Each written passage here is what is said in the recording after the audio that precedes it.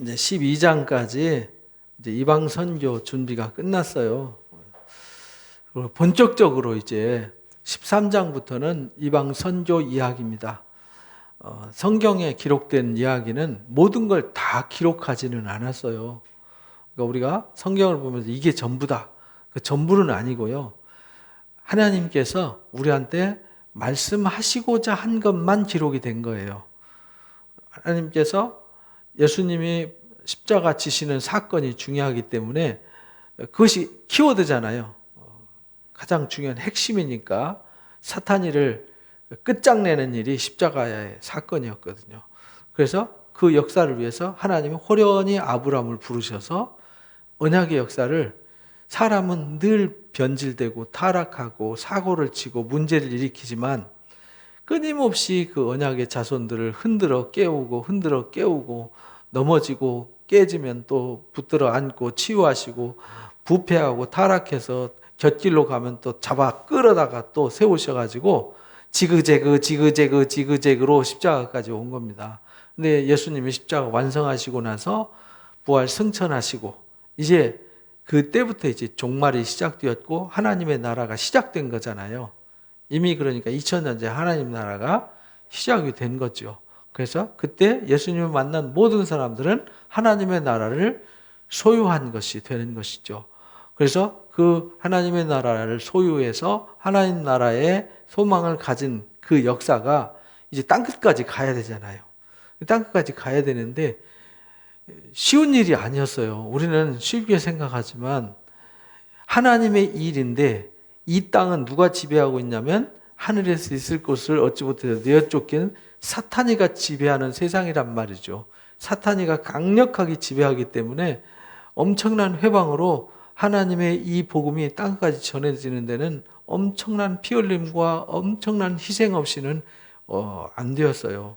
그래서 사람의 힘으로 안 되기 때문에 능력이 임할 때에 라고 분명히 단서를 달았잖아요. 능력이 임하면 예루살렘과 온 유대와 사마리아와 땅끝까지 하나님의 복음이 전해지도록 하겠다. 예수님이 그렇게 약속하시고 가셨어요. 그러니까 너희들 힘으로는 안 돼. 이렇게 말씀하신 거거든요. 왜냐하면 실제 제자들이 예수님 3년 반 따라다녔지만 십자가 앞에서 다 꽁무니 빼버렸잖아요. 그리고 승천하시고 이제 50일 후에 오순절 성령 강림 사건이 있었는데 그 기간 동안에 40일 동안 제자들과 함께 있었지만 역시 그들은 아무 힘이 없었어요. 할 수 있는 일이 없었어요. 그래서 주님이 너희들 어디 가지 말고 예루살렘에 머물러. 그게 부탁이었어요. 머물러. 맨날 못 되어서 능력이 임할 거야. 근데 그들이 능력 받고 나니까 패러다임이 바뀐 거죠. 능력이 임하기 전에는 내가 해야 됐는데 능력이 임하니까 내가 하는 게 아니라 하나님의 은혜가 일하는 거죠.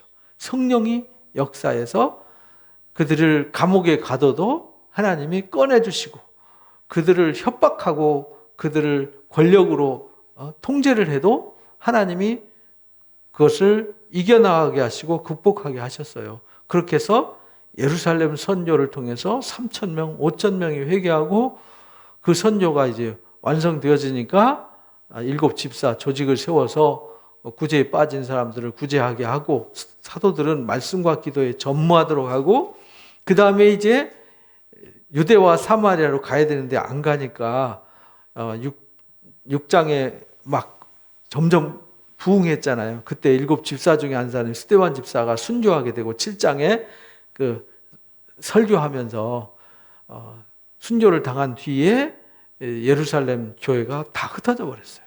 유대와 사마리아 지방으로 다 흩어지니라 라고 이제 8장 1절 2절에 기록을 했어요. 그러니까 그 사건이 중요하기 때문에 다른 내용 많이 있는데 그것만 기록한 거예요. 그 기간 동안에 수많은 일들이 있지만 베드로를 중심으로 어떻게 예루살렘 선교가 시작되었는지 그걸 가르쳐 준 거죠. 나머지 사도들이 어떻게 활동했고 그 제자들이 평소에는 무슨 일을 했고 하나도 기록이 없잖아요. 엄청나게 많은 일들을 했고 엄청난 많은 일이 있었지만 그거 기록하지 않았어요. 중요한 것은 이제 그것보다 지금 어떻게 하나님의 역사가 세상으로 나가게 됐는지 이유를 설명하는 거죠. 그래서 갈 수밖에 없도록, 할 수밖에 없도록 핍박을 통해서 흩으셨어요. 그래서 흩어서 8장에 이제 유대와 사마리아 지방 선교가 이루어졌고, 그러면서 이제 유대와 사마리아 선교 다음에 어디로 가야 돼요? 땅 끝으로 가야 되니까 9장 10장에 이방 선교를 준비하셨어요. 그래서 바울을 회심시켜서 준비시켰고, 이방 선교의 문을 열기 위해서 고넬료라고 하는 사람과 베드로를 수장, 예루살렘 교회 수장인 베드로를 통해서 이방 선교의 문을 열었어요.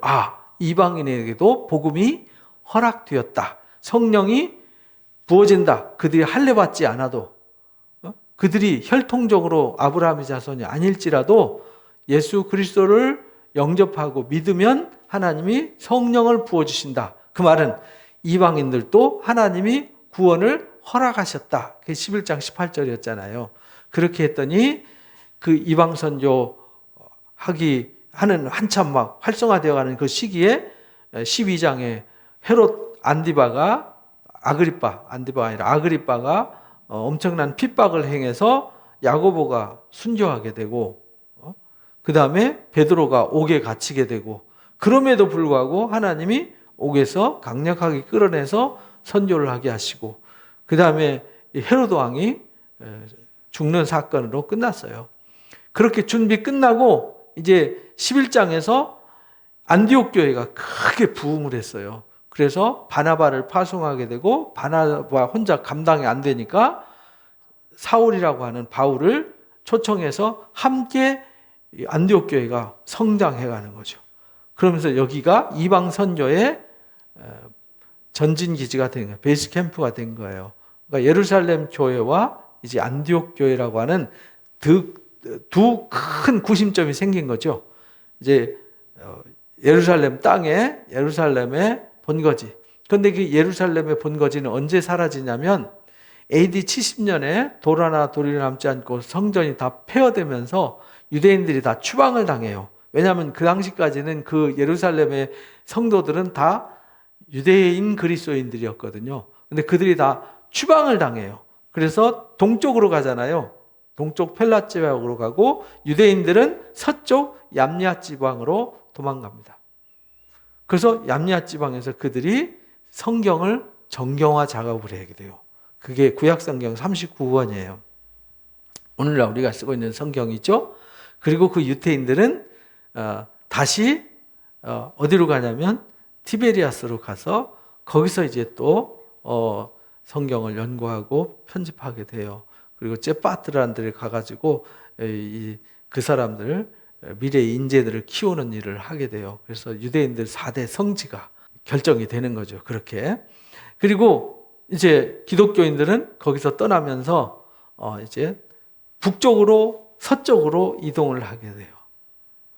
그리고는 132년에서 135년 사이에 2차 반란이 일어나는데, 이때 아예 유대 나라가 없어져 버려요. 지도에서 지우개로 지워버렸어요. 그때부터 1948년 이스라엘이 독립하기까지는 이스라엘이라는 나라 이름이 지도에 없었어요. 거기에 팔레스타인이라고 이름을 썼어요. 블레셋이란 말이거든요. 블레셋이라고 이름을 썼어요. 지금도 그 땅을 블레셋 땅이라고 그러잖아요. 팔레스타인 땅, 그죠? 팔레스타인 자치지구가 있는데 그 팔레스타인 사람들, 블레셋 사람들은 아니에요. 그 팔레스타인 자치지구에 사는 사람이란 말이지, 원래 이 블레셋 사람들은 크레타 섬에서 이주해온 해양민족이고, 지금 사는 사람들은 이 이슬람 사람들이죠. 그들도 이주해서 온 사람들이기 때문에 원래 블레셋 사람들은 아닙니다. 그래서 기독교가 본격적으로 이제 선교의 힘을 얻어서 이방 선교를 하게 되는 이야기가 13장부터 구체적으로 기록이 돼요.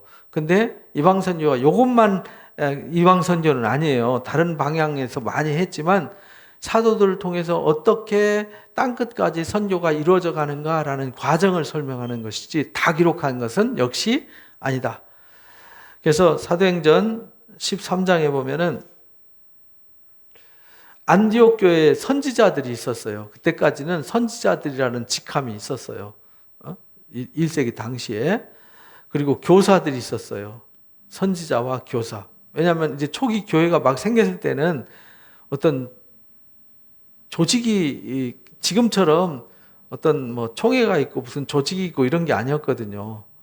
구체적인 조직이 막 형성되는 과정이었어요. 형성되는 과정. 그러다 보니까 교회마다 제일 중요한 사람이 누구였냐면 사도였어요. 사도. 그래서 사도가 교회 세워지면 가서 말씀 한마디 이렇게 거들어주고 가서 격려해 주는 것이 마치 예수님이 방문한 것 같이 사도들을 중요하게 생각했어요. 특히 12제자. 12제자들은 예수님을 만난 것처럼 사람들이 그렇게 권위를 인정해 줬어요. 왜냐하면 예수님 목격자잖아요. 예수님이 친히 선택해서 훈련시키고 준비시킨, 그래서 제자들 중에서 구별해서 그들을 사도라 그랬어요. 사도, 아포스톨로스라고 그래서 주님이 보내신 사람들. 그래서 보내신 자라는 뜻이에요. 그래서 그런 사도들이 있었고 이 선지자들이 있었어요. 선지자들. 이 선지자들은 구약에 있는 선지자들의 전통을 따라서 성경을 예언하고 읽고 배워서 성경을 가르치고 예언하는 선지자들이 있었어요. 그리고 교사들은 뭐냐면 성도들을 그 공동체에서 가르치는 사람들, 가르치는 디다케라 그러죠. 디다스칼로스라고 그랬어요. 이 교사들을. 디다케가 이제 교육하는 건데 뭘 가르쳤냐면 좋은 걸 가르쳤어요. 이 칼로스라는 말은 헬라 말로 좋은 말이에요. 디다스칼로스라는 말은 이제 좋은 것을 가르치는 것이 선생님이에요. 뭘 좋은 걸 가르치냐? 복음의 좋은 것을 가르쳤어요. 복음을 전하기만 했잖아요. 이제 전하기만 하면 안 되잖아요. 전했으니까 어떻게 돼야 돼요? 성도들을 온전하고 거룩하게 성숙하게 다듬고 훈련시키는 일, 이게 이제 교회에서 있었어요. 그래서 교사들이 있었어요. 그 중에 누가 있냐면 바나바가 있었어요. 그래서 예루살렘에서 파송받은 사람이죠. 또 니게르라는 시몬이 있었어요. 그러니까 니게르라는 시몬, 이 말은 이제 앞에 바울이라고 하는 사울, 사울이라고 하는 바울 이렇게 말하잖아요.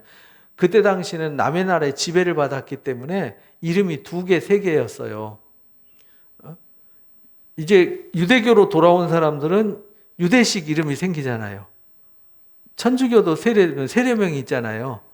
그것처럼 새 이름이 생겼어요. 또 로마 시민권을 가지면 로마 이름이 필요한 거죠.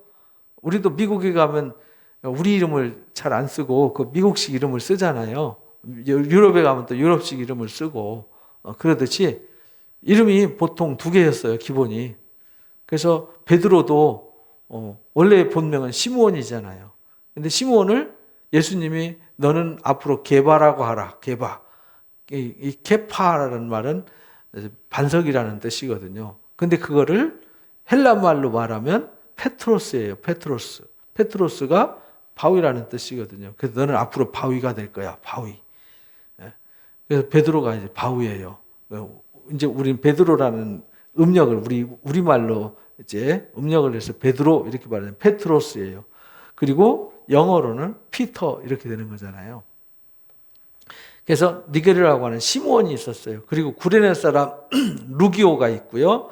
분봉왕 헤롯의 젖동생 마나엔이라는 사람이 있었어요.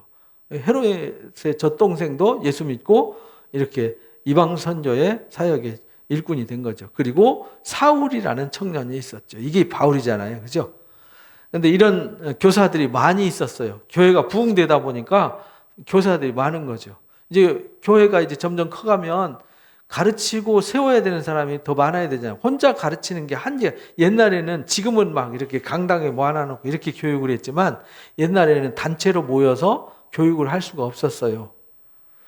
그래서 여러분들이 잘 알다시피 나중에 19장에서 배우지만 바울이 두란노 서원에서 12제자를 양육하게 돼요. 12제자. 더 이상 막 수십 명 모이면 로마 제국으로부터 통제를 받았어요. 신고를 해야 됐고 허용을 받아야 되는데 많은 사람이 모이는 것을 허용하지 않았어요.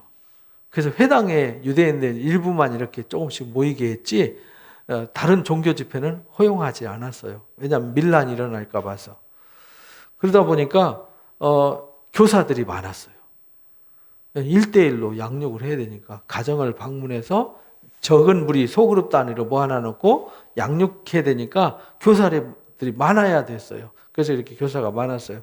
그들이 주를 섬겨 금식할 때에 성령이 말씀하실 때 내가 불러 일으키는 일을 위해서, 그러니까 내가 불러 시키는 일, 이렇게 하나님이 하시는 일이 있어요. 하시려고 하나님께서 성령으로 명하셔서 구별하여서 세우는 사람이 있는 거죠.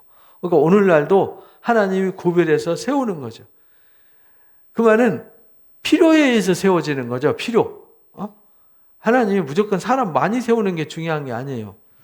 왜냐하면 사람이 많아지다 보니까 집사가 필요해서 7집사를 세웠잖아요. 여기도 이제 사람이 많아지면은 교사를 세웠어요. 그리고 이제 시킬 일이 있어요. 무슨 일을 시키냐면 이제 세상을 향해서 낯선 동네에 가서 선교를 해야 돼요. 그 선교를 위해서, 시키는 일을 위해서 바나바와 사울을 따로 세우라 이렇게 말씀하세요. 그래서 바나바와, 여기 교사들이 많은 중에서 바나바와 사울이 구별되어서 세워져요. 그래서 금식하며 기도한 후에, 그러니까 따로 구별해서 세워놔놓고 이들을 위해서 금식하며 기도하는 거죠. 그러니까 우리가 누구를 보내고 무엇을 하기 위해서는 항상 뭐가 앞서야 돼요? 기도. 왜? 내 힘으로 하는 게 아니라 하나님이 하시는 일이니까. 그래서 금식하고 기도한 후에 두 사람에게 뭐 했죠? 안수했어요. 그래서 지금도 목사를 세울 때 안수해서, 장로도 안수해서, 안수 집사도 안수해서, 장례 집사죠. 앞으로 장로 세울 사람들. 그리고 이제 권사를 안수해서 세웠는데, 이제 권사 제도는 우리나라에만 있습니다. 그래서 이렇게 세웠어요. 왜 우리나라는 권사 제도가 있냐면, 우리는 남녀 7세 부동석이었거든요. 여자들을 신방 가고 여자들을 돌봐야 되는데, 우리나라 처음 기독교 들어왔을 때 남자가 여자 집에 가서 여자하고 앉아서 대화한다? 일단 사회적인 핫 이슈가 돼서 그런 일이 있을 수가 없었어요. 그래서 여러분들이 김제 가면 기역자 교회가 있어요. 가보셨죠? 그러면 커튼이 이렇게 쳐졌어요. 목사님도 여자 성도들 얼굴을 못 봐요. 이렇게 커튼으로 가려놨어요. 여자 성도들도 남자 성도들 사이에 커튼을 쳐놔놓고 목사님도 남자들만 바라보고 설교해요. 그래서 앞에는 남자들, 옆에는 여자들. 얼굴도 못 보게 했는데 가서 신방에서 여자 성도하고 양육하고 상담한다? 있을 수 없는 일이었죠. 그래서 그들을 신방하고 그들을 섬기기 위해서 필요해서 세운 것이 권사제도였어요. 그러니까 시대에 맞도록 세워진 거죠. 그럼 권사의 역할도 이제 우리가 알아야 되는 거죠. 그런 것도 이제 배워야 되는 겁니다. 두 사람을 안수해서 세웠어요. 두 사람이 성령의 보내심을 받아 실루기아에 내려가 거기서 배 타고 구브로에 갔더라. 이렇게 해서 두 사람이 성령의 보내심을 따라서 첫 선교로 가는 거예요. 어디로 갈지도 몰라요. 그냥 가라는 대로 가는 거예요. 정처 없이. 이렇게 해서 두 사람이 안수받아서 세워졌어요. 그러니까 아무나 선교하러 가고, 요즘은 그냥 아무나 막 간다고 막 가는데 그렇게 가면 안 돼요. 교회가 구별해서 준비되고 훈련돼서 파송하는 사람이 돼야 되는데, 그냥 기분 내키면 아무나 가서 아무나 하고, 뭐 그냥 아무나 불러다가 오래 교회 다녔으니까 뭐 너 권사해, 너 안수 집사해, 이렇게 세우면 안 되는 거거든요. 그렇게 세울 때는 구별해서 세우는 거예요. 근데 우리나라는 이제 여자들한테는 안수하는 거를 금했어요. 이게 차별을 한 거죠. 여성들을 향해서. 옛날 구약 시대에도 그랬어요. 여성들의 역할과 남성들의 역할을 구분했기 때문에. 그래서 안수를 안 해서 여자 권사님들은 안수를 안 하고 그냥 임명장을 줬잖아요. 남자들은 앞에도 오라 그래서 목사님들이 가운 입고 막 손 눌러가지고 쥐야 하면서 막 이렇게 안수하는 거 보셨죠? 근데 지금 이 여자들, 목사들을 안수해서 세우잖아요. 그러면 이제 권사들도 안수해야 되는데 계속 안 하더라고요. 그러니까 하여간 지금도 아직도 그런 차별이 있어요. 그래서 배 타고 내려가는 거예요. 근데 이거 이제 어디로 내려가는지 이거 이제 알아야 되잖아요. 그냥 무턱대고 막 가는 게 아니라 하나님께서 보내시는 곳이 있어요. 근데 거기 가가지고 이제 선교를 하는 거죠. 여기 오순절 성령 강림 사건 지도잖아요. 성령 강림 사건 지도. 그 다음에 이제 가는 데가 어디냐면 동네 유대와 사마리아 지방 선교 끝났죠. 그 다음에 이제 바울이 회심한 후에 다메섹으로 갔다가, 이게 다소가 여기예요. 여기가 안디옥이고 그 다음에 여기가 다메섹입니다. 그리고 예루살렘, 그 다음에 여기가 구브로 섬이에요. 여기가 이제 나중에 이쪽이 이제 에베소 지역 이쪽이 되는데, 지금 1차 선교지는 바울이 아직 안디옥 교회에 가지 않았을 때는 여기 다소에서 선교를 하고 있었어요. 개인 선교를. 근데 여기 안디옥으로 바나바에 초청받아가지고 훈련받아가지고 이제 1차 선교, 안디옥에서 어디로 가냐면 실루기아로 갑니다. 실루기아로 가서 여기서 배 타고 어디로 가냐면 구브로 섬에 살라미로 갔다가 바보로 갔다가 그 다음에 버가로 갔다가 안디옥으로 갔다가 이고니온으로 갔다가 루스드라로 갔다가 더베로 갔다가 이렇게 해서 다시 유턴해서 돌아와서 안디옥교로 돌아오는 게 1차 선교 이야기예요. 이게 13장, 14장 이야기입니다. 13장, 14장이 여기 지도에 나와 있는 이 지점을 한 바퀴 이렇게 돌고 돌아오는 거예요. 이게 1차 선교였어요. 그러니까 첫 선교 여행이죠. 그때는 가서 어떻게 해야 되는지, 어디로 가야 되는지 몰랐죠. 그래서 제일 먼저 선교 떠나면 어디로 갔을까요? 회당으로 가는 거죠. 살라미에 이르러 하나님의 말씀을 어디에서 전했어요? 유대인의 여러 회당에서 전했어요.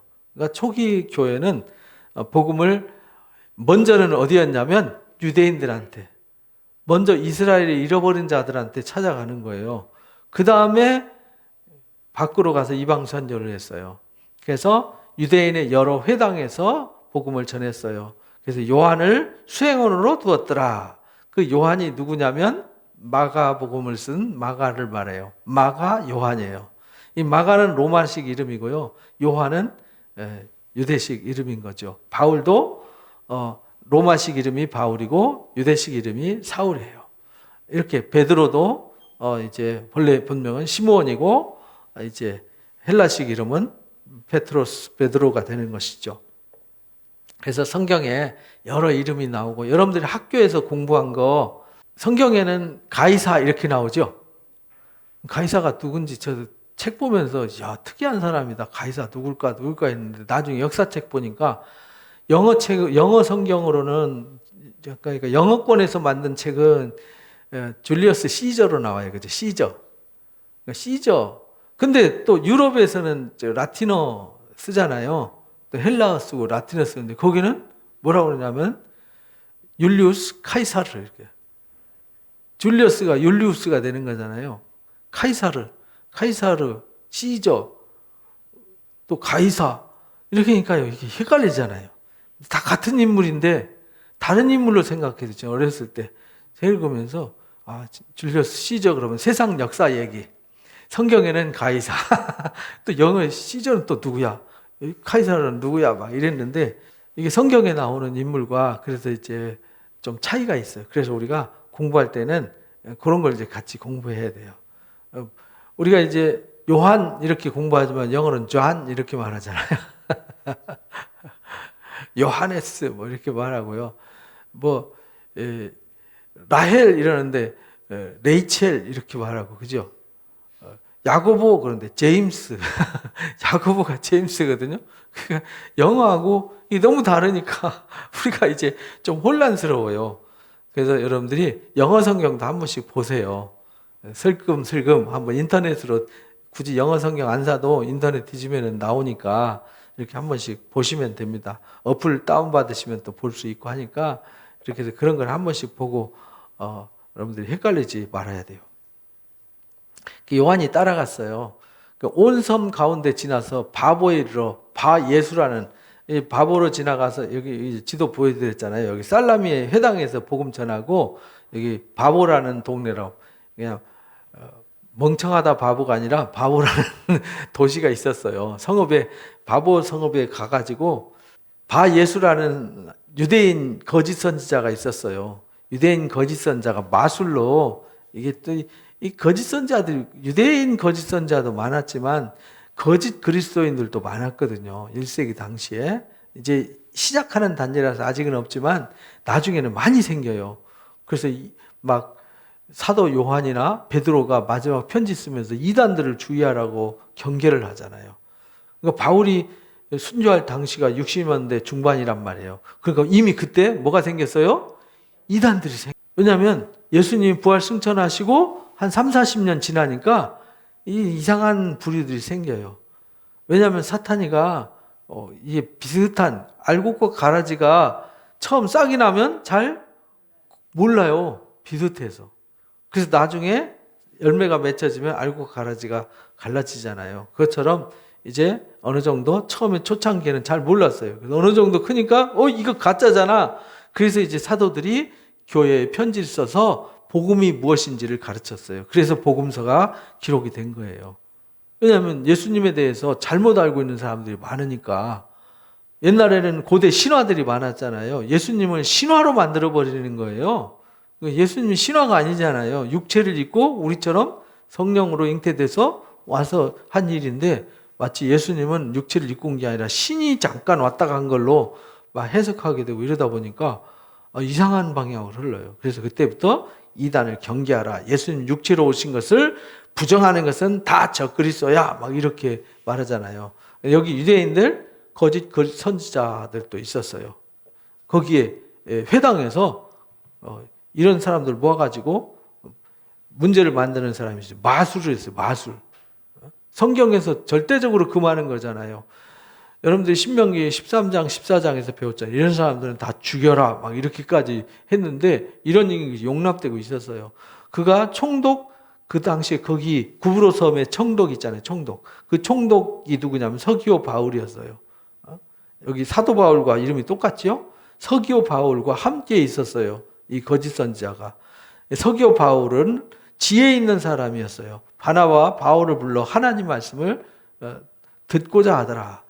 근데 마술사 엘루마, 이런 번역하면 마술사라 이랬잖아요. 마술사 엘루마가 여기 이제 유대인 거짓 선지자죠. 그들 대적해서 총독을 믿지 못하게 힘쓰더라. 왜냐하면 총독이 자기 편이었거든요. 바울과 바나바가 오기 전에는 자기 편에 서서 자기가 마음대로 이용해 먹고 자기 권력을 쥐고 있었는데 바울과 바나바가 오니까 말씀을 배우고자 하더라. 이 사람은 총독이지만 지혜 있는 사람이었다 이랬잖아요. 그래서 못 먹도록 회방하니까 바울이라고 하는 사울이 이렇게 여기서부터 이제 바울이라고 하는 사울이 이러면서 본격적으로 이방 선교할 때 사울의 이름이 뭘로 대치돼요? 바울이라는 이름으로 대치돼요. 그러니까 예수님 믿고 나서 새 이름을 선물 받은 게 아니고 옛날에는 그렇게 해석을 했었어요. 왜냐하면 성경을 우리가 잘 모르는 때가 있었으니까. 근데 사울은 태어나면서부터 유대인이었잖아요. 근데 아빠가 로마 사람이었어요. 그러니까 자동 시민권이 주어지는 거죠. 우리가 미국에 가서 결혼해가지고 자식 낳으면은 미국 시민권 나오잖아요.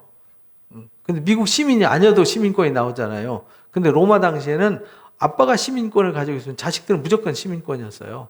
그래서 타고난 시민권자였단 말이에요. 그래서 유대식 이름과 로마식 이름 두 가지를 가지고 있었어요. 근데 이방 선교할 때는 이방식 이름을 사용한 거죠. 왜냐하면 땅 끝까지 가려면 로마 사람들한테 이제 걸림돌이 되면 안 되니까 어디 가서 법적으로 보호를 받아야 되니까 하나님이 그래서 그런 청년, 준비된 청년 구별하신 거죠. 성령이 충만해서 그를 주목하면서 야단을 치는 거예요. 이르되 이 모든 거짓과 악행이 가득한 자, 이 거짓 선지자 이제 마술사잖아요. 복음을 회방하니까 이 모든 거짓과 악행을 가득한 자의 마귀 새끼다 막 이러면서 이 마귀 새끼야 막 이러면서 막 마귀 자식이다라고 우리말로 이 마귀 새끼야 막 이러면서 저주를 퍼붓는 거죠. 모든 의의 원수여 주의 바른 길을 굽게 하기를 그치지 아니하겠느냐라고 하면서 바울이 막 무섭게 막 저주를 퍼부어버렸어요.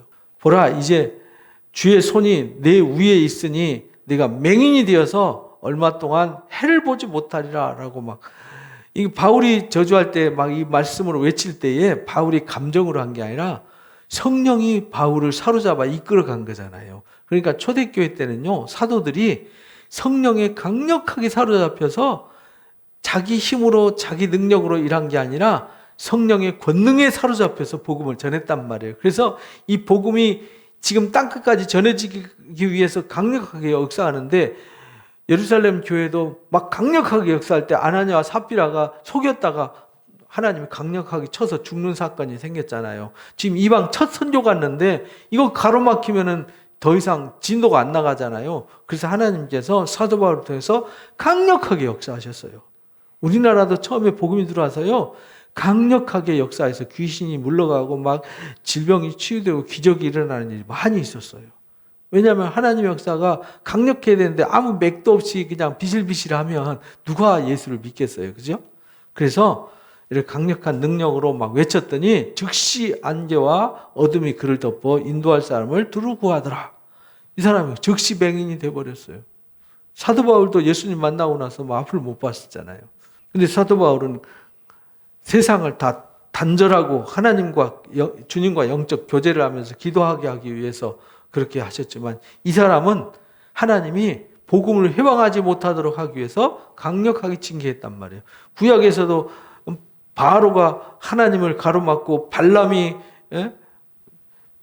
초청을 받아서 저주하게 할 때 하는 저주를 박아서 축복하게 하시고, 나중에 발람을 죽게 만드시잖아요, 여호수아 때. 이 총독이 그렇게 된 것을 보고 믿더라. 그러니까 이 사건이 오히려 화가 뭐가 됐어요? 복이 됐어요. 이 마술사가, 유대인 거짓 선지자가 복음을 회방하니까 베드로를 통해서 바울을 통해서 강력하게 책망했더니 이 사람이 하나님의 권능의 책망을 받아가지고 맹인이 됐단 말이에요. 그러니까 이것이 표적이 돼가지고 오히려 말씀 한번 들어볼까 했던 이 바 예수가, 바보섬의 바 예수라고 하는 이 사람이 복음을 듣게 되는 거죠.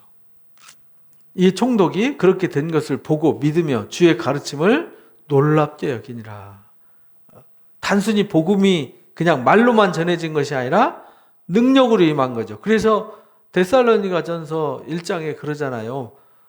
복음이 데살로니가 교회에 임할 때 능력과 성령과 확신으로 임한 거라고 그랬잖아요. 그리고 말씀이 전해질 때에 그냥 말만 전해지는 게 아니라 능력과 성령으로 임한 거거든요. 그래서 놀랍게 여기는 거죠. 왜냐하면 하나님 말씀은 살아있어요. 성령의 권능이 살아 역사하는 거죠. 그래서 우리나라 초기 교회들 막 교회가 세워질 때, 우리 교회도 세워질 때 막 불같은 막 말씀이 역사하고 막 세워지는 역사가 있었어요. 그러니까 사람의 힘으로 하는 게 아니죠. 그렇게 안 했으면은 이 유교 문화와 일제의 그 압박으로부터 이겨나갈 수 있는 힘이 없는 거죠. 사람의 핍박과 국가의 힘과 또 사회적 전통, 이게 무서운 거잖아요. 그죠? 유교 사회가 얼마나 대단했습니까? 근데 그 틀을 다 깨버렸잖아요. 근데 그 사람의 힘이 그렇게 한 게 아니라고요. 왜냐하면 무어 선교사를 통해서 그 백정이, 원래 옛날에는 장티푸스 이질 걸리면 다 죽었거든요. 근데 이 선교사들을 통해서, 어비슨 선교사를 통해서 이 백정이, 아버지가 치료됐어요. 근데 그 아들이, 아버지 치료되면 내가 예수 믿겠습니다. 이러고 예수 믿은 거 아니에요. 그래서 백정이 장로가 됐고, 그 백정의 아들이 의사가 됐고, 우리나라 최초 1호 의사가 된 거잖아요. 그게 누가 했어요? 하나님이 하신 걸 봤잖아요. 그러니까 그들이 하나님 인정할 수밖에 없었던 거죠. 근데 그런 일 저런 일 없이 하면은요, 아마 되게 힘들었을 겁니다. 기독교인들이 정말 사랑의 힘이 위대했어요. 바울과 및 동행하는 사람들이 바보에서 배 타고 이제 어디로 가냐면 이 총독 구원하고 거기 복음 회당에서 복음 전해서 여기 이제 선교지, 1차 선교지 복음을 전해서 놔두고 바울은 그냥 떠나버렸어요. 바울은 선교에서 거기에 머물러서 거기서 교회 개척하고 10년, 20년, 30년 머물러 있지 않고 세워놓고 떠나고 세워놓고 떠나고, 우리나라가 그렇게 해서 교회가 많이 세워지게 된 거거든요. 근데 요즘은 한 개 교회에서 그냥 이제 담임 목사 하면 죽을 때까지 담임 목사 이런 제도가 잘못된 거예요. 사실 이렇게 돌아가면서 또 시골로도 가보고, 큰 교회 목사님도 시골에 가서 목회도 해보고, 막 작은 교회 가서도 해보고, 또 작은 교회 하던 목사도 큰 교회 가서 해보고, 이렇게 해야 되는데, 요즘 개교회주의로 이게 다 변질이 됐어요. 유럽 교회가 그래가지고, 아까 권사님 말씀하신 대로, 그물만 남는 꼴이 됐는데, 이게 부패의 상징이거든요. 한 사람이 너무 오래 머물러 있으면 부패하게 돼 있어요. 그래서 이제, 순환제도, 공무원도 그래서 오래 하면 부패하니까 이게 돌리잖아요. 인간은 본능이 그래요. 그래서 바울이 교회 개척해놓고 그냥 떠나버리고, 개척해놓고 떠나버리고, 그 떠났으면 누군가 거기 맡아서 선교를 해야 되잖아요.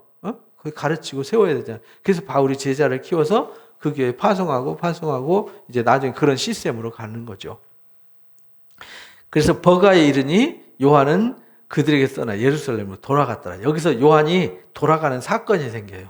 같이 가야 되는데 이제 불만이 생기는 거죠. 왜냐하면 생각해보세요. 여기서 안디옥에서 구브로까지 온 것도, 구브로는 그 바나바의 고향이거든요. 근데 바나바의 조카가 마가 요한이잖아요. 조카가 여기 같은 고향이잖아요. 고향 땅에서 오랫동안 목회를 했으면 좋겠는데, 고향 여기 이 섬이 좋은가 봐요. 저는 하늘에서밖에 안 내려다봤거든요. 비행기 타고 지나면 이렇게 내려다보니까 이렇게 막 울퉁불퉁 생긴 게 이렇게 평야 비슷하게, 물론 하늘에서 내려다보니까 웬만한 건 다 평지로 보이지만, 비행기 타고 가면서 이렇게 내려다봤는데 넓더라고요. 지금은 여기 반쪽은요 터키령으로 되어 있고 반쪽은 그리스령으로 되어 있어요. 좀 묘하게 됐죠 지금은. 그래서 여기서 좀 오래 머물러 있고 싶은데 여기 버가로 가잖아요. 여기로 건너가니까 여기서 건너가는 것도 쉬운 일은 아니거든요. 가니까 요한이 불만이 생겼어요. 나 안 해! 나 집에 갈래! 이래가지고 보따리 쓰고 가버렸어요. 그래서 요한이 그들 떠나 예루살렘으로 돌아가 버렸어요. 그래서 2차 선교 갈 때 바나바가 이 자기 마가가 성격이 아주 괄괄하니 이제 좀 주도적 성향이 있어요. 그런데 사람이 뭔 일 할 때 시원시원하게 일하는 사람 데리고 다니고 싶어 하잖아요. 고집도 세고, 원래 일하려면 좀 고집도 좀 있어야 되잖아요. 데리고 가고 싶었는데 바울은 걔는 안 돼. 이래가지고 둘이 싸우고 갈라서게 되잖아요. 바울과 바나가. 그래서 요 사건이 그 빌미를 제공하게 돼요. 요건 기억하세요. 그들은 버가에서 더 나아가 비시디아의 안디옥인데 여기 이제 비시디아의 안디옥이에요.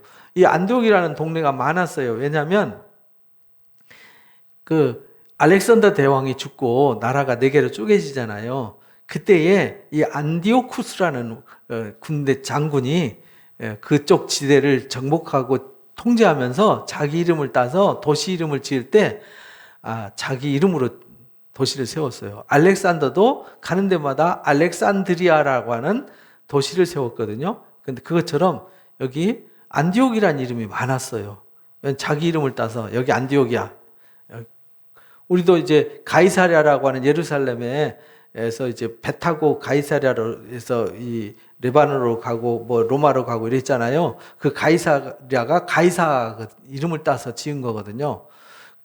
이 헐몬산 밑에 베드로가 신앙 고백했던 빌립보 가이사랴도 그 빌립과 가이사 황제 이름을 따서 지었어요. 그래서 옛날에 황제 이름을 따서 이 도시 이름을 많이 지었거든요. 그래서 여기 안디옥이 이름이 많아요. 그래서 시리아 지방에 있는 안디옥. 그래서 선교 본거지는 시리아의 안디옥이고 여긴 비시디아 지방의 안디옥이에요. 그러니까 여러분들 이걸 헷갈리시면 안 돼요. 여기는 비시디아 지방의 안디옥이고 여기도 안디옥이고 여기도 안디옥이잖아요. 동네 이름이 달라요.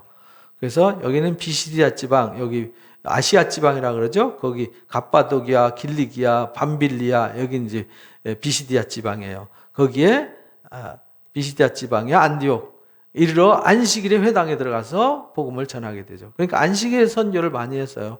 율법과 선지자의 글을 읽은 후에 사도들이 가서 그때는 성경이 신약 성경이 없잖아요. 그러니까 뭔 성경을 읽어요? 구약 성경. 그러니까 구약 성경 중에서 제일 많이 읽는 게 뭐냐면 모세오경이었어요. 율법이란 말은 모세오경이란 말이에요. 창세기부터 신명기까지의 성경과 선지자의 글, 선지자들, 선지서죠. 읽은 후에 회당장들이 사람을 보내어 물어 이르되 형제들아 만일 백성이 권할 말이 있거든 해라. 그러니까 회당장이 회당 질서를 이끌어가는 사람이 회당이에요.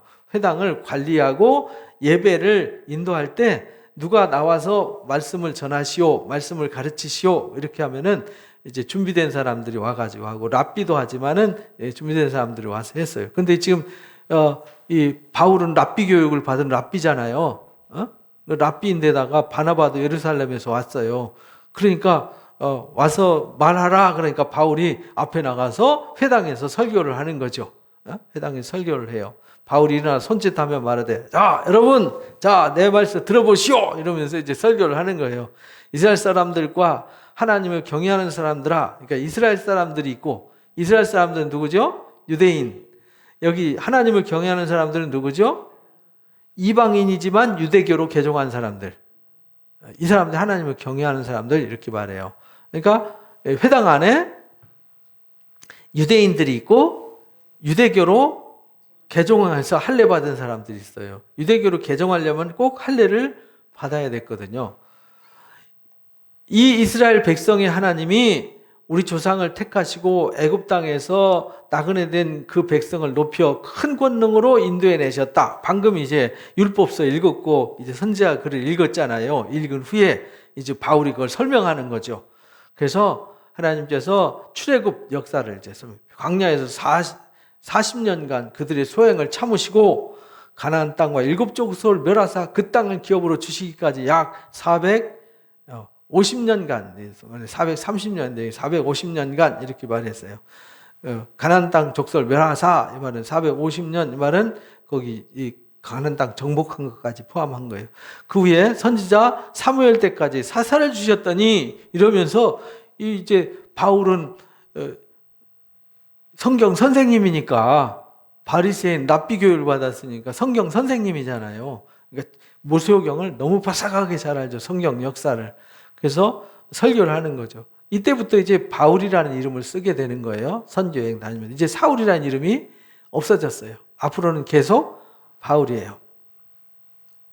그 후에 그들이 왕을 구하거늘 베냐민 지파 사람 기스의 아들 사울을 세워서 40년간 통치했다가 하나님이 폐하시고 다윗을 왕으로 세우셨다. 여기까지는 잘 들어요. 그죠? 왜냐하면 이들이 다 알고 있는 얘기고 그 얘기를 듣고 싶어 했고 증언하여 이르되 내가 이새의 아들 다윗을 만나니 내 마음에 합하는 사람이다. 그래서 내 뜻을 이루리라 해가지고 다윗을 세웠다.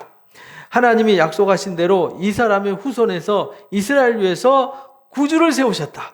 왜냐하면 이사야서 11장 1절에 다윗의 뿌리에서 한 싹이 나서 결실할 것이요 해서 이 다윗의 뿌리에서 메시아가 온다는 건 유대인들이 다 알고 있어요.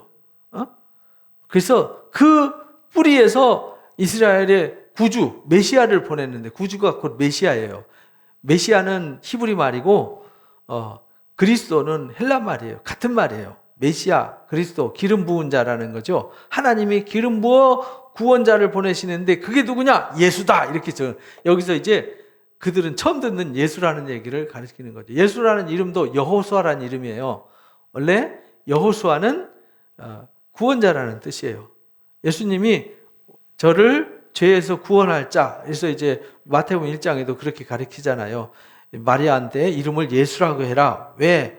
이가 백성을 죄에서 구원할 자이기 때문이다. 그래서 예수님 이름 자체가 죄에서 구원할 자예요. 그래서 예수아, 여호수아, 예수아, 원래는 예수아예요. 예수아. 그런데 우리는 그 음역을 따라서 예수 이렇게 번역을 한 거예요. 예수아라는 사람이 메시아다. 그가 오시기에 앞서 요한이 먼저 회개의 세례를 이스라엘 모든 백성에게 전파한 거다. 그래서 세례 요한의 이야기를 소개하는 거죠.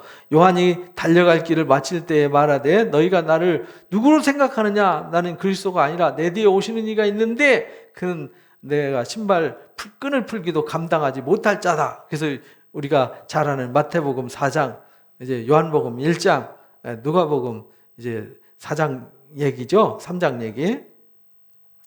형제들아, 아브라함의 후손과 너희 중 하나님을 경외하는 사람들아, 여기 이제 아브라함의 후손 유대인들과 하나님을 경외하는 사람들아, 이 구원의 말씀을 우리에게 보내셨다.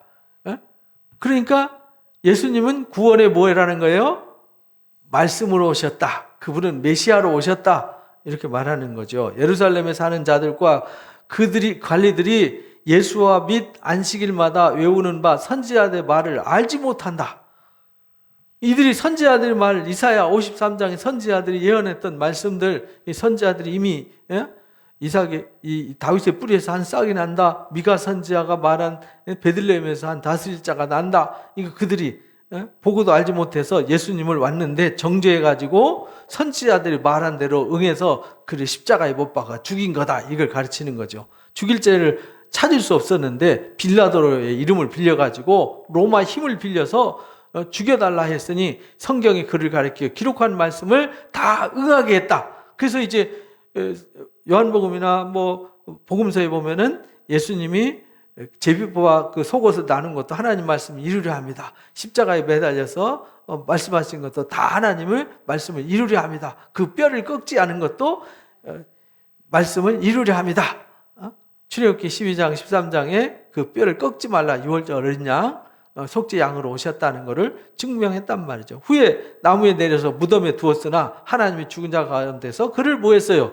살리셨다 하면서 복음을 전한 거예요. 그러니까 이 바울이 전한 복음, 베드로가 전한 복음 똑같은 거잖아요. 그러니까 복음은 어디서부터 오냐면 아브라함부터 시작하는 거잖아요. 하나님이 출애굽 역사와 이제 다윗의 역사와 그 뿌리에서 메시아가 올게 될 그 선지자들의 이야기와 시편 이야기, 이걸 이제 전해서 이게 복음이야. 예수 그리스도가 왔어. 그가 모든 사람들의 죄를 대신 뒤집어 쓰고 죄가 없는데 죽으셨어. 그런데 하나님이 죽은 자 가운데서 다시 살리셨어. 이게 부활의 복음이잖아요. 갈릴리로부터 예루살렘에 함께 올라간 사람들에게 여러 날 보이셨다. 그러니까 부활은 누가 한 사람이 장난친 게 아니라는 거죠. 누가 한 사람이 꿈에 보고 환상 본 얘기가 아니라 모든 사람이 이걸 목격했다. 그 고린도전서 15장에서 말씀하시잖아요. 12사도와 나한테도 보이셨고 500의 형제에게 동시 보이셨다. 이제 백성 앞에서 그의 증인이다. 여러 날 보이셨으니 그들이 증인이다. 증인들이 지금도 잔뜩 살아있다 이 말이죠. 우리도 조상들에게 주신 약속을 너에게 전파한다. 이건 조상들에게 미리 구약성경에, 그때는 구약성경이라는 단어가 없었죠. 우리한테 구약성경이죠. 곧 하나님이 예수를 일으키사 우리 자녀에게 이 약속을 이루게 하셨다. 시편 둘째 편, 시편 2편이죠. 시편 2편에 너는 내 아들이라 오늘 내가 너를 낳았다라고 하신 말씀이 이루어진 거다라고 바울이 지금 회당에서 지금 유대인들 앉혀놓고 유대교로 개종한 사람들한테 설교를 하는 거죠. 또 하나님께서 죽은 자 가운데서 그를 일으키사 다시 썩음을 당치 아니할 것을 시편에 말씀하시더니 그 말씀대로 다 이루어졌다. 미쁘사 은사를 너에게 주시라 하셨으며 또 다른 시편에 일렀을 때 주의 거룩한 자가 썩음을 당치 아니하리라 하셨느니라. 다윗은 너희가 잘 알다시피 다 무덤에 묻혀서 썩어서 없어졌지 않냐. 하나님께서 살리신 이는 썩음을 당치 아니하셨다. 그래서 예수 그리스도는 메시아는 죽음에서 일어나셨다. 그러니까 이 땅에 메시아는 누가 메시아냐? 죽음을 이기고 일어나신 분이 메시아인 거죠. 그래서 오늘날 복음의 핵심은 죽은 자 가운데서 살리신 이의 역사. 우리가 사망 때문에 우리가 예수 믿는 거잖아요. 히브리서 2장에 사람들이 죽기를 무서워해서 평생 종노릇 하기 때문에 거기서 우리를 잡아 구원하셔서 살리려고 우리와 혈과 육을 입은 우리가 죽음을 무서워하기 때문에 거기서 구원하려고 오신 거다. 여러분 형제들아, 너희가 알 것은 이 사람을 힘입어 죄사함을 너희에게 전하는 이것이다. 그러니까 그 예수를 십자가에 못 박아 죽였는데 그분이 다시 살아나셨다. 근데 중요한 것은 그분을 믿으면 너희 죄가 사함받는 거다라는 죄사함의 복음을 전하는 거죠. 오늘 우리가 전하는 게 이거잖아요. 그죠? 우리가 예수를 믿으면 너희가 죄사함을 받아서 죄와 사망으로부터 구속받고 하나님의 자녀가 되는 권세를 얻게 되고 영생을 상속하게 되고 하나님의 나라를 상속하게 되는 거다. 이 복음을 전해야 돼요. 다른 복음 전할 게 뭐 있어요? 그렇죠? 세상에 좋은 얘기, 웃기는 얘기, 멋있는 얘기 다 소용없어요. 이 복음이 전해지고 이 복음을 믿어야 죄사함 받고 구원을 받는 것이죠. 또 모세 율법으로 너희가 의롭다 하심을 얻지 못하던 모든 일에도 이 사람을 힘입어 믿는 자마다 의롭게 된다. 너희가 율법을 지키려고 아무리 애써봤자 로마서 말씀대로 너희가 의롭게 되려 하다 오직 죄인으로 드러나지 않냐. 그래서 율법은 심히 죄가 죄되게 하는 거고 죄를 깨닫게 하고 그 죄진 사람들이 예수 그리스도를 믿음으로 다 의롭게 되는 거다. 율법으로 안 되는, 여러분들 의롭게 안 되는 것이 이 사람 믿음으로 의롭다 하심을 얻는 이것이 복음이다. 이걸 이제 전하는 거예요. 그런즉 너희는 선지자를 통해 말씀하신 것이 너희에게 미칠까 삼가라.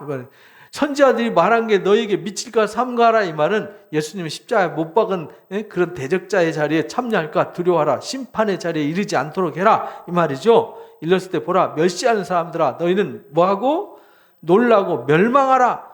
내가 너희에게 때에 당하여 한 일을 행할 것이니 이것은 사람이 너희에게 일러줄지라도 도무지 뭐해요?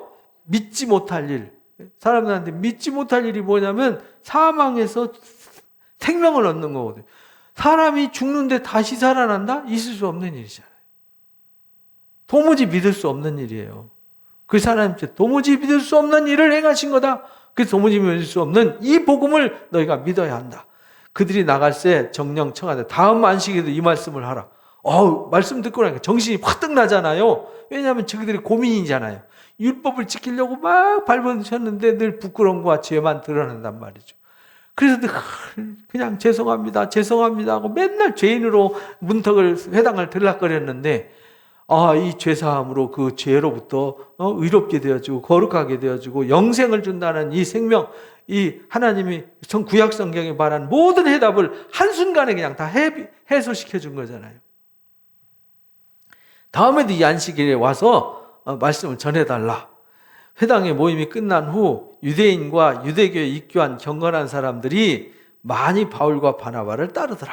그래서 막 그 회당에서 수많은 사람들이 바울과 바나바를 따르고 복음을 믿는 막 놀라운 역사가 일어나요. 두 사도가 더불어 말하고 항상 하나님의 은혜 가운데 있으라라고 그들을 이렇게 잘 권해서 세웠어요. 그 다음 안식일에는 온 시민이 거의 다 하나님 말씀 듣고 자유 모였더라. 이 소문이 난 거죠. 이 소문이 중요한 거예요. 이 복음은요, 소문이 나야 돼요. 그러니까 우리는 뭐 하는 사람들이 돼야 돼요? 복음을 소문내는 사람들이에요. 예수를 믿어서 구원받았다. 그러니까 우리가 예수 믿고 구원받은 삶을 살아야 소문을 낼 수 있죠. 예수 믿는데 막 죽을 것 같고, 예수 믿는데 맨날 싸우고, 예수 믿는데 맨날 찌그락째그락 하고 그러면 무슨 소문이 나겠어요? 예수 믿는 가정이 엉망진창인데 무슨 소문이 나겠어요? 너나 똑바로 하세요. 너나 잘 믿으세요. 이렇게 돼버리는 거죠. 맞아. 저 집은 예수 믿더니 정말 변했어. 예수 믿더니 정말 달라졌어. 예수 믿으면 정말 달라지나 봐. 예수 믿고 구원받으면 역시 산 소망이 있으니까 저렇게 어려운데도 기뻐하고 찬송하면서 살아. 정말 감사하면서 저렇게 신바나게 살아. 나보다 못 살고 나보다 못 났는데 못 배웠는데 어찌 저렇게 기쁘게 살지? 어찌 저렇게 행복하지? 그렇잖아요. 나는 돈 많이 벌어서 많이 가져서 행복할 줄 알았는데 많이 벌고 많이 가졌는데 막 그거 지키느라고 정신없잖아요. 스트레스 받고 그 재산 갖고 서로 갖겠다고 싸우고 형제들끼리. 그런데 저 사람들은 가진 것도 없는데 그냥 막 서로 격려하고 축복하고 서로 감사하면서 찬송하면서 저는 초가상간에 살면서도 저렇게 사는 거 보니 오히려 저들이 부럽다 이렇게 되는 거잖아요. 왜 그러냐 했더니 예수 믿더라. 너도 와서 예수 믿어. 너도 와서 이 복음 들어봐. 이래갖고 회당에 사람들이 막 온 시민이 다 몰려든 거예요. 유대인들이 그 무리를 보고 시기가 가득. 그러다 보니까 유대인들이 본인들이 설 자리가 없어졌잖아요. 그러니까 시기가 생겼어요. 이게 참 묘한 거예요. 그러니까 핍박은 시기로부터 온 거예요. 잘 되는 꼴을 못 보는 거죠. 사람이 남 잘 되는 꼴을 못 봐요. 남 잘 되는 꼴을 못 보는 건 그 속에 누가 없다는 거예요? 성령이 없고 하나님 없다는 거예요. 그래서 남을 시기하고 남을 모함하고 이간질하면요. 저 사람 속엔 성령이 없구나 이렇게 생각하시면 돼요. 저 사람 속에 하나님 함께하지 않는구나. 근데 그 사람 동조해가지고 맞아 그런 것 같아 막 이러면 안 돼. 그러면 나도 성령 없는 사람 대적자가 되는 거예요. 시기가 가득해서 바울이 말한 것을 반박하고 비방하더라. 바울과 바나바가 담대히 말하여 이르되 하나님 말씀을 마땅히 먼저 너에게 전할 것이로되. 그렇잖아요. 복음이 유대인 거잖아요. 그래서 로마서에 바울이 자기 형제들을 위해서 복음을 전하려고 제일 먼저 그래서 회당을 찾아간 거잖아요. 어? 왜냐하면 원래 그들 거니까, 아브라함의 자손들 거니까. 너희 거였는데 너희가 버렸기 때문에, 영생을 얻기에 합당치 않기 때문에 복음이 어디로 갔어요? 이방인에게 갔다. 그 얘기가 로마서에 나오는 거잖아요. 로마서 9장, 10장, 11장에 그 얘기가 나오는 거잖아요. 그래서 유대인들을 위한 건데 그들이 거부했기 때문에 그들을 시기나게 해서 얼마를 구원하려고 이방인에게 간 거다. 근데 여기 너에게 먼저 전할 것이 너희가 영생을 얻기에 합당치 않고 너희가 버렸기 때문에 이방인에게 향했노라. 주께서 이같이 우리에게 명하시되 내가 너를 뭘로요? 이방의 빛으로. 그래서 내가 이방의 사도가 되어서 나도 유대인이야, 나도 베냐민 지파야, 나도 할례파고 나도 바리새인이야, 나도 할례 받아서 유대인의 교육에 최고의 학문을 공부한 사람이야, 이런 말이잖아요. 나를 이방의 빛으로 삼아 너로 땅끝까지 구원하게 하리라 하셔가지고 내가 와서 이 일을 하는 거다. 이방인들이 듣고 뭐 했어요? 기뻐하더라. 오히려 이방인들은 복음을 듣고 기뻐하고 회개하고 돌아오는 역사가 있는 것이죠. 하나님의 말씀을 찬송하며 영생을 주시러 작정된 자들은 뭐 하더라? 다 믿더라. 그래서요, 우리가 복음을 부끄러워할 필요 없이 그냥 전하는 거예요. 여러분들, 그냥 예수 안 믿으면 심판은 받습니다. 예수 안 믿으면은 이미 세상 사람들처럼 똑같이 사망에 이르고, 왜 사람이 사망에 이르게 됐는지 당신은 죽음을 향해서 가지 않습니까? 인생은요, 두 가지잖아요. 똑같은 굴로 들어가는데 예수 믿는 사람은 터널을 지나가는 거고 예수 안 믿는 사람은 막장으로 들어가는 거예요. 막장은 뭐죠? 굴 속으로 들어가면 들어갈수록 더 어둡고 끝이 있잖아요.